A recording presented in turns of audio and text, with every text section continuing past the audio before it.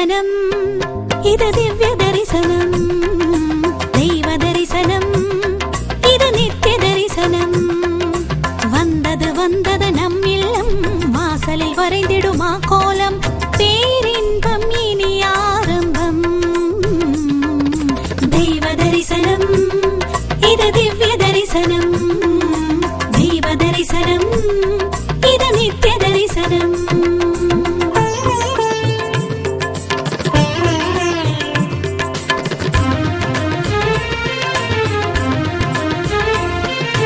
மனிதனை புனிதம் ஆக்குவது தெய்வ தரிசனம். மனதின் சலனம் போக்குவது தெய்வ தரிசனம். நிம்மதி நிம்மதி நம் சொந்தம், வாழ்வினில் அருள்வது இறைபந்தம். வாராதோ பேரானந்தம். தெய்வ தரிசனம், இது திவ்ய தரிசனம். தெய்வ தரிசனம், இது நித்திய தரிசனம்.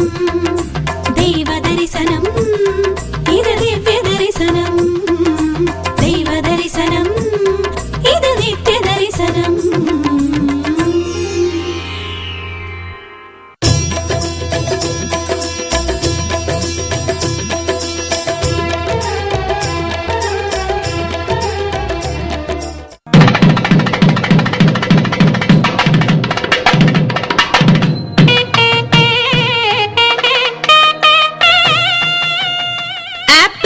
சாத்துக்குடி, வாழைப்பழம் என்று பல்வேறு பழங்கள், லட்டு, ஜாங்கிரி, கேக் என்ற இனிப்பு வகைகள், பல்வேறு வண்ணங்களில் பட்டாடைகள், மலர்ச்சரங்கள், மாலைகள், மாங்கல்ய சரடுகள் எல்லாம் அணிவகுத்திருக்கின்றன.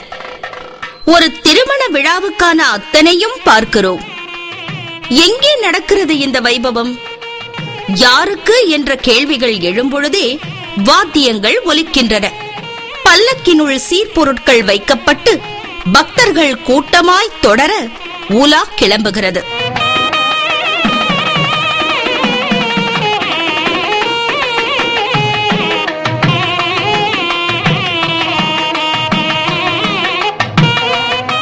சீரோடு வருவது யார்? இடது காலை மடித்து வலது காலை தொங்கவிட்டு அமர்ந்த கோலத்தில் வலது கரத்தில் மலர்ச்செண்டை ஏந்தியபடி வருகிறாள் ஒரு பெண். ஓ, இது பெண் அழைப்பு. வழியெங்கும் நின்று பார்க்கிறார்கள் பக்தர்கள்.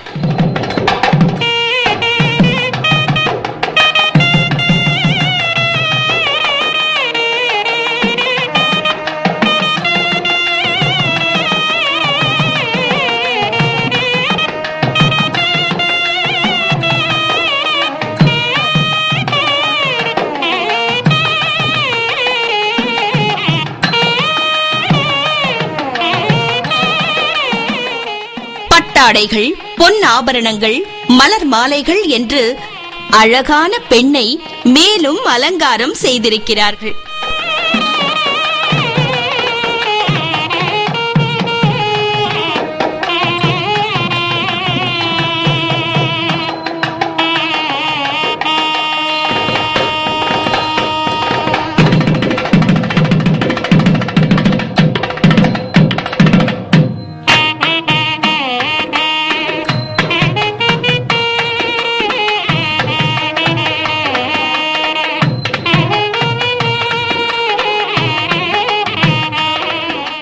நான்கு வீதிகளில் உலா முடிந்து ஆலயத்தினுள்ளே வந்து விட்டாள் மணமகள்.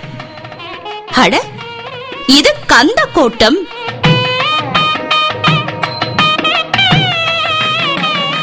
மணமகள் இந்திரனின் மகள் தெய்வயானை. ஆம், இன்று தெய்வயானை திருக்கல்யாண வைபவம் தான் நடக்க இருக்கிறது.